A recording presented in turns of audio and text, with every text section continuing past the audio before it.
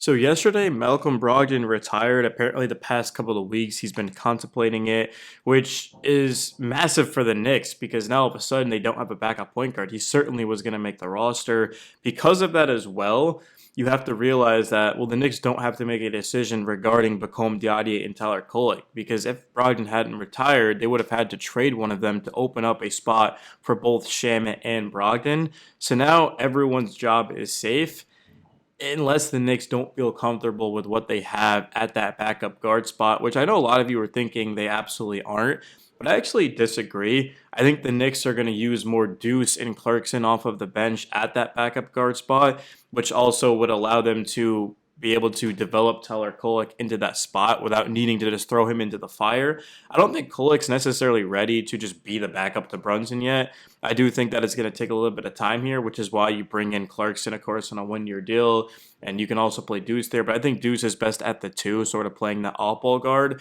But still, the Knicks will be able to make it work. Now, if you're one of the fans who does not want the Knicks to essentially kind of just rely on what they already got, then there is a couple of options. Well, 11 minutes ago, actually, I'm looking at the Hornets just waive Spencer Dinwiddie. I've never been a big fan of Dinwiddie. I don't know if it's because he played with the Nets or what.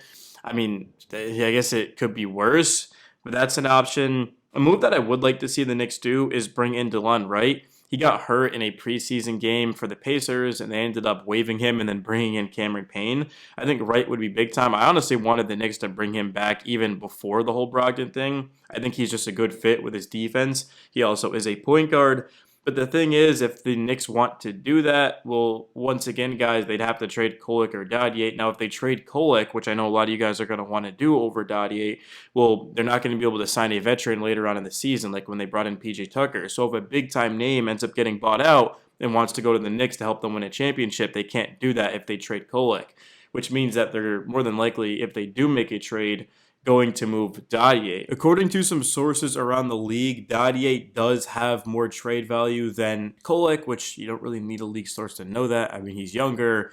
He's more versatile, of course, because of him being 6'7", and we know the rebounding and the defense. I know some Knicks fans aren't like big on Dadier, but he's 20 years old. I don't know what you really expect. He was drafted to be a developmental player.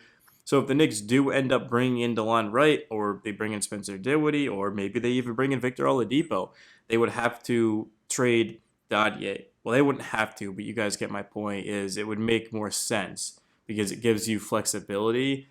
I don't know how much I agree with that, though. I'm kind of leaning towards, hey, look, let's just keep Kolek, keep Dadier, and then give Landry Shamet that final roster spot.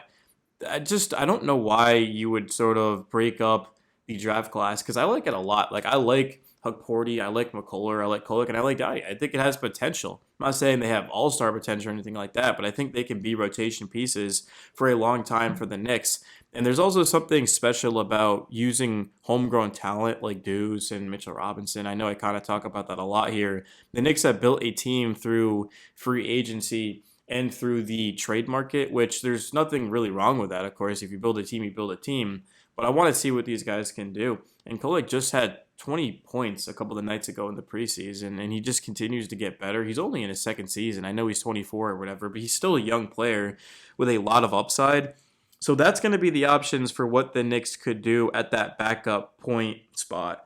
Now, the season is next week, which I know just sounds crazy. Like, I literally remember losing to the Pacers and being like, oh my God, we got to go 4 or 5 months without basketball. And here we are. You blink and the Knicks are back. It took forever to get back 2 seasons ago, of course, after losing to, well, unfortunately, the Pacers again, this time in the second round. But it just felt like an eternity. But now here it is. I don't know, man. I guess it's just that I got into baseball. I mean, the Yankees did unfortunately lose, of course, to the Blue Jays, but I got into baseball, so I guess the time went by like significantly faster. In terms of next week, so the Knicks will play this Friday, and then the season kicks off. So Saturday, the Knicks are going to have to make a decision with the roster. I think it's 5 p.m. Eastern. Wednesday night is a home game against the Cavs on opening night. And then 2 days after that, Friday night, Knicks for the debut of the season. They'll be taking on the Celtics. It is a home game. It's just absurd to look at the ticket prices, man. I haven't actually been to a Knicks game in a while. I know I'm going to get a lot of hate because I'm a Knicks page with like almost 10,000 subs, but I haven't been to a Knicks game in a minute. I'm trying to go to some more this season. So yeah, well, I'll have to look into that, man. Hopefully the videos do well because starting at 2:32 is crazy. At Miami, Sunday night, not bad. I mean, I like that little weekend games, of course, Saturday off, and then to travel Tuesday at Milwaukee. Yeah, I mean, I'll get into the schedule a little bit more next week. But in terms of the Knicks ramping things up, well, that's going to have to take place on Friday. That's going to be the last opportunity for players to make a case to make the roster. So Garrison Matthews, for example, Tosan, Alex Len, Trey is on a two-way, so he's good there. I mean, if Matthews actually has a great game, I mean, that could be the difference because he's already strongly being considered to make it. And if I'm being honest, I trust Matthews more as a pure shooter than I do Shamit, but Shamit's a better defender, which I think matters because once again, you have more to utilize out of him. Because if you bring in Matthews, you're just relying on his shot being on, but Shamit cannot score and still impact a game. Like we saw, of course, against the Pacers, he played some pestering on ball defense, and him and DeLon Wright completely changed that series. I know the Knicks still lost, but still.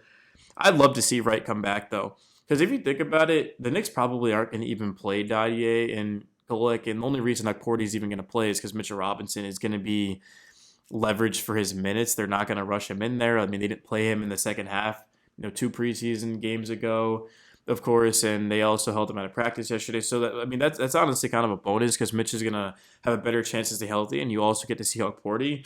So I like playing the young guys, but if you're not going to play the young guys, I don't really see why they're on the roster. You might as well just carry more vets. So that's why I could see, hey, look, trading Dadier, bringing in DeLon Wright.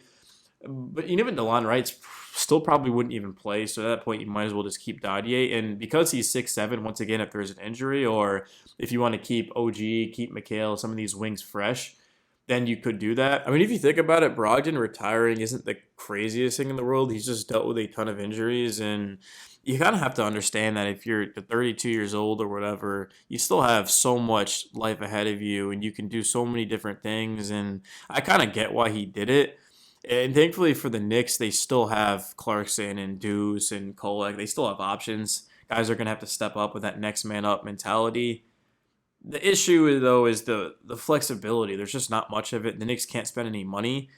Literally, the only way they could spend money is if they were to trade Dadier. That's why you guys have seen Giannis and the Knicks have definitely talked about a trade, but it hasn't really come close because what would the Knicks do? I mean, next year, if they were to get Giannis, it would have to be then because McHale's contract goes up and they can make it work better. I don't know, man. It's just difficult for this team to make any moves, and I don't really like the CBA. I feel like if there wasn't a CBA, I'd be complaining about it. So regardless, I'd be complaining. But it's just tough because it really does punish teams. Like one like the Knicks, they've got OG, Cat, Brunson, McHale, like Hart. There's not really much money to work with. I'm not saying I want to add Giannis on top of all that. That's kind of crazy. I mean, could you imagine that might be the best team of all time if this Knicks team had Giannis on? It'd be ridiculous. Knowing the Knicks, they'd still find a way to not win the championship because if you've been a fan, you've been a fan. I mean, nothing really ever goes our way. It seems like it's starting to finally do that. Hopefully, everyone can stay healthy. But yeah, outside of that, I think I've kind of said enough. Let me know your guys' thoughts on the video. It's your boy, Knicks Daily. I'm signing out.